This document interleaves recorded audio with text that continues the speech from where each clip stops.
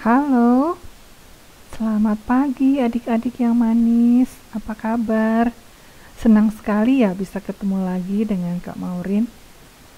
Udah hampir 2 bulan ya kita nggak ketemu karena yang mau jadi pembawa renungan di sekolah minggu itu banyak antri.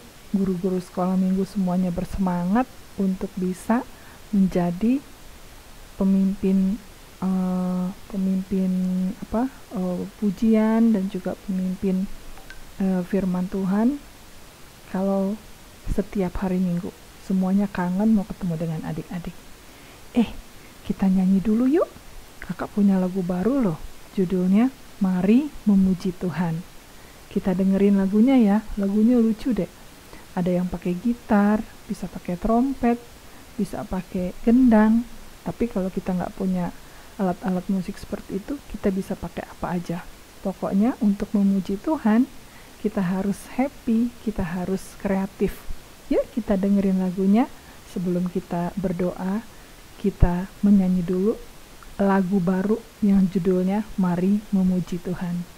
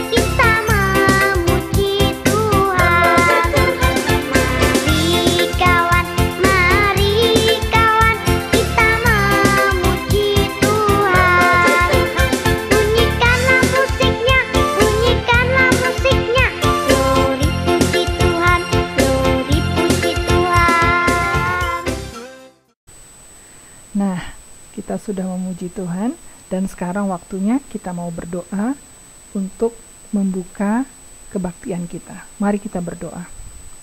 Bapa Surgawi, kami bersyukur karena hari ini kami bisa bertemu kembali dengan adik-adik sekolah minggu, dan sekarang kami mau memohon agar supaya apa yang kami lakukan biarlah menyenangkan hati Tuhan. Dan kami mau berdoa agar kebaktian ini bisa berjalan dengan baik sehingga kami bisa menyenangkan hati Tuhan dengan nyanyian kami, dan nanti kami juga akan mendengarkan firman Tuhan. Biarlah kiranya Roh Kudus-Mu yang memberikan kami pengertian. Dari awal sampai akhir kebaktian ini, biarlah hanya Tuhan saja yang menolong kami. Dalam nama Tuhan Yesus Kristus kami berdoa. Amin. Adik-adik, kakak mau tanya nih sekarang. Kalau selama beberapa bulan ini adik-adik tinggal terus sama mama dan papa, sekolahnya juga dari rumah, pasti adik-adik juga pernah mengalami kebosanan, ya. Pasti adik-adik juga pernah mengalami hal-hal yang tidak menyenangkan. Pingin main di luar, nggak bisa. Pingin ke mall, nggak bisa. Pingin main bola sama teman-teman, nggak bisa. Nah, coba adik-adik pikirkan, apa saja sih hal-hal yang bisa kita lakukan bersama dengan keluarga kita selama masa pandemi ini. Jadi bukan hanya ngedumel karena bosan aja, tapi coba cari hal-hal apa saja yang menyenangkan yang bisa dilakukan bersama keluarga. Apa coba misalnya? Iya, memasak bersama, coba-coba resep bersama, ya, membereskan gudang. Lalu apa lagi? Iya, baca firman Tuhan setiap pagi, berdoa bersama. Banyak yang bisa dilakukan ya bersama-sama dengan keluarga kita. Jadi jangan pernah mengeluh atau jangan pernah bilang, wah ini ketemu sama mama papa gak bisa ketemu temen, sebel. Jangan bilang gitu ya. Kita harus bersyukur karena kita masih bisa sehat. Oh ya adik-adik, kakak mau tanya, selain kalian berkegiatan bersama keluarga sebelum masa pandemi ini, kalian pasti juga sering ya jalan-jalan sama mama dan papa. Kalian juga pasti sering ke mall, nonton, atau melakukan hal-hal lain, misalnya jalan-jalan ke rumah opa, oma, atau opung, atau menghadiri acara ulang tahun. Nah, ada sebuah keluarga yang mau merencanakan pergi keliling dunia. Mereka sudah berencana untuk melakukan perjalanan selama 33 hari. Tapi ternyata nggak jadi karena mereka melihat ada banyak orang yang membutuhkan pertolongan. Nah, kalau adik-adik melihat ada orang yang membutuhkan pertolongan, apa yang dilakukan oleh keluarga adik-adik? Diam aja? Atau pura-pura nggak tahu? Atau biarin orang lain yang nolong, kita nggak usah? Seperti itu. Atau adik-adik malah dengan semangat mengumpulkan uang, dengan semangat berdoa untuk membantu kebutuhan orang itu. Wah, kita lihat yuk apa yang dilakukan oleh seorang keluarga yang menjadi contoh buat kita hari ini sesuai dengan tema kita, yaitu keluargaku bisa menjadi berkat. Yuk kita lihat ya. Kak Maureen mau menceritakan tentang seorang bapak yang bernama Bapak Budi Suhardi ya. Bapak Budi Suhardi ini adalah seorang pilot ya. Dia seorang pilot yang sudah melakukan tugasnya sudah hampir 40 tahun. Nah, waktu dia tinggal di Singapura, nih gambarnya ya Pak Budi, namanya Pak Budi Suhardi. Dia tinggal di Singapura dan dia berencana untuk pergi liburan bersama anak-anaknya. Mereka mau keliling dunia. Tapi suatu malam mereka melihat di TV ada orang-orang yang menjadi pengungsi di daerah timur ya. Waktu itu tahun 1999 negara timur itu ingin memisahkan diri dari Indonesia. Jadi orang-orang yang masih tetap mau bergabung dengan Indonesia, akhirnya mereka keluar dari timur dan mengungsi. Nah, waktu mereka mengungsi itu ditayangkan oleh TV RCTI, dan waktu itu Pak Budi sekeluarga sedang makan bersama dengan anak-anak dan istrinya. Lalu ketika melihat tayangan di TV, Pak Budi merasa sedih karena melihat banyak anak-anak yang terlantar ya. Malah ada satu keluarga 12 orang yang makan Indomie, dibagi satu Indomie dibagi 12 orang. Lalu karena mereka tidak punya tempat masak, mereka masaknya di sebuah kaleng cat ya. Jadi Pak Budi merasa sedih sekali dan akhirnya dia berdoa sama Tuhan, meminta petunjuk dari Tuhan apa yang harus dia lakukan, karena dia merasa dia hidupnya enak sekali, malah mau pergi liburan sementara ada orang yang sedang tidak punya rumah, tidak punya makanan karena mereka jadi pengungsi. Nah, akhirnya Pak Budi berserta dengan istri dan anak-anaknya membatalkan. Mereka mengorbankan liburan mereka dan tidak jadi liburan. Kenapa? Karena Pak Budi merasa kasihan melihat penderitaan anak-anak yang di pengungsian itu. Akhirnya uang yang untuk dipakai liburan dipakai untuk menyumbang orang-orang yang ada di sana. Nah, waktu sampai di sana, Pak Budi berpikir, bagaimana ini nanti? Anak-anak ini nggak punya pendidikan, nggak punya makanan. Akhirnya, Pak Budi dan istrinya mendirikan sebuah panti asuhan.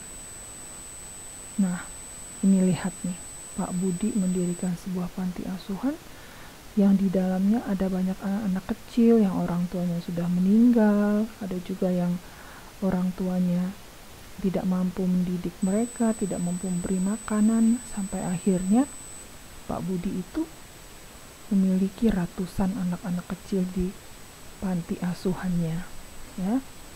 Nah, ada hal yang tidak terduga, di mana ada orang-orang yang berpikir bahwa Pak Budi ini adalah orang-orang yang mau menjual anak-anak kecil. Nah, Pak Budi akhirnya berpikir bahwa dia tidak boleh membiarkan anak-anak ini diadopsi. Jadi dia rawat anak-anak itu sendiri, ya, dia sekolahin. Uangnya dari mana?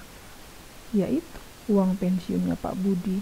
Jadi dia pensiun dan dia menjadi bapak dari anak-anak kecil ini. Waktu anak-anak kecil ini disekolahin, lama-kelamaan anak-anak ini ada yang sudah jadi sarjana, ya, anak yang jadi sarjana, dan malah ada yang sudah jadi dokter. Hebat ya Pak Budi ini. Dia mengajarkan anak-anak di sini untuk bisa memiliki semangat juang, kejujuran, tanggung jawab, dan saling mengasihi.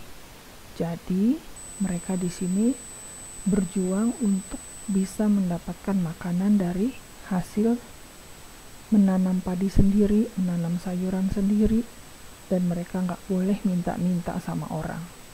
Ya, Pak Budi mengajarkan bahwa kita harus mandiri, harus tanggung jawab. Kalau ada anak-anak kecil yang diperlukan untuk diasuh, maka anak-anak panti asuhan yang lebih besar yang mengasuhnya. Nah, sampai akhirnya ya ada salah seorang anak yatim piatu nih, namanya Gerson Mangi. Dia akhirnya disekolahin Pak Budi dan sudah menjadi dokter. Wah, Pak Budi itu hebat banget ya. Dia menyekolahkan anak ini karena dia pikir dia harus bersyukur karena Tuhan sudah membuat dia menjadi orang yang cukup dan dia harus membagikan rezekinya untuk anak-anak tersebut. Sampai akhirnya perjuangan Pak Budi itu kemudian dilihat oleh orang banyak, dan tahun 2009 akhirnya Pak Budi diberi penghargaan dari CNN yang berpusat di New York, Amerika, sebagai orang yang dianggap sebagai pahlawan karena dia mendedikasikan hidupnya untuk menolong orang-orang miskin. Nah, adik-adik, begitulah cerita kakak tentang seorang yang bernama Pak Budi Suhardi. Pak Budi Suhardi ini memegang firman Tuhan dari Galatia 6 ayat 9. Ayo coba siapa yang bisa baca Galatia 6 ayat 9.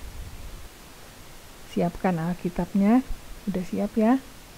Yuk kita baca sama-sama ya, Galatia 6 ayat 9. Janganlah kita jemu-jemu berbuat baik, karena apabila sudah datang waktunya, kita akan menuai jika kita tidak menjadi lemah. Nah, jadi ini adalah contoh keluarga yang tidak jemu-jemu untuk berbuat baik. Dan ketika dia berbuat baik, dia tidak mencari nama, tidak mencari popularitas, tetapi dia ingin bersyukur kepada Tuhan dan menjadi berkat bagi orang lain. Nah, adik-adik, setelah kita dengarkan cerita dari Pak Budi dan Galatia 6 ayat 9 tadi, ada pertanyaan kakak kepada adik-adik. Apakah adik-adik dan keluarga adik-adik mau menjadi berkat juga bagi orang lain? Iya ya, kita harus jadi berkat bagi orang lain. Tidak selalu harus seperti Pak Budi yang membangun panti asuhan, tetapi kita bisa mulai dari hal-hal yang kecil. Oke? Nah, sekarang waktunya kita untuk memberikan persembahan untuk Tuhan.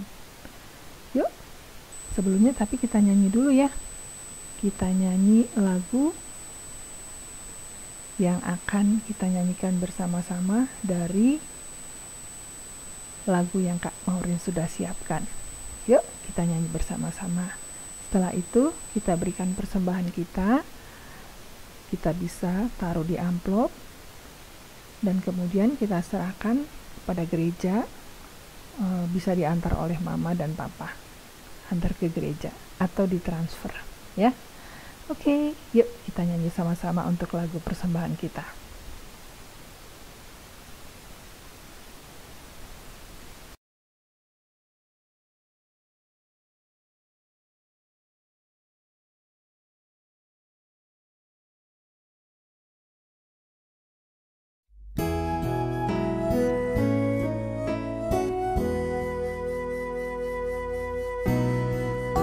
Tuhan, hanya padamu aku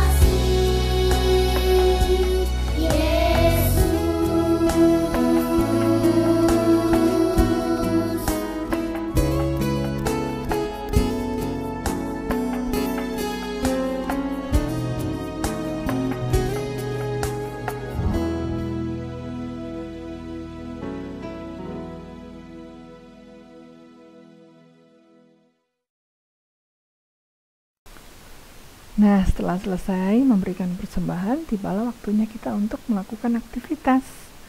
Apa sih aktivitasnya? Nah, gampang, aktivitasnya adalah kita bisa ambil sebuah foto keluarga, kemudian foto keluarga itu kita tempel di selembar kertas, lalu kita tuliskan, keluargaku bisa menjadi berkat. Lalu kita hias, bisa dengan sedotan, bisa dengan es krim stick, kita warnai, lalu kita tempel di dinding, sehingga setiap anggota keluarga kita nanti bisa lihat bahwa kita bisa menjadi berkat bagi orang lain. Ya, nanti kemudian difoto ya, terus dikirim kepada kakak.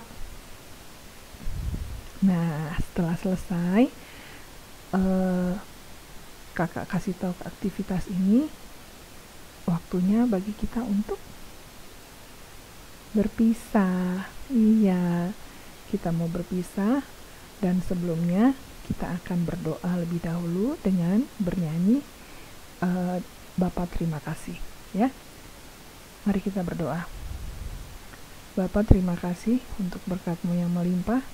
Kami bisa mendengarkan cerita yang inspiratif dari keluarga Budi Suhardi yang menjadi orang yang menjadi orang yang menolong ketika orang lain membutuhkan pertolongan. Tolonglah kami dengan keluarga kami agar bisa mencontoh Pak Budi Suhardi, sehingga hanya nama-Mu saja yang dipuji dan dimuliakan. Terima kasih karena kami bisa melakukan kebaktian ini dari awal sampai akhir. Temukanlah kami kembali minggu depan, sehingga kami bisa tetap sehat dan bersemangat menjalani minggu ini. Dalam nama Tuhan Yesus Kristus kami berdoa. Mari kita nyanyikan bersama-sama lagu Bapa Terima Kasih.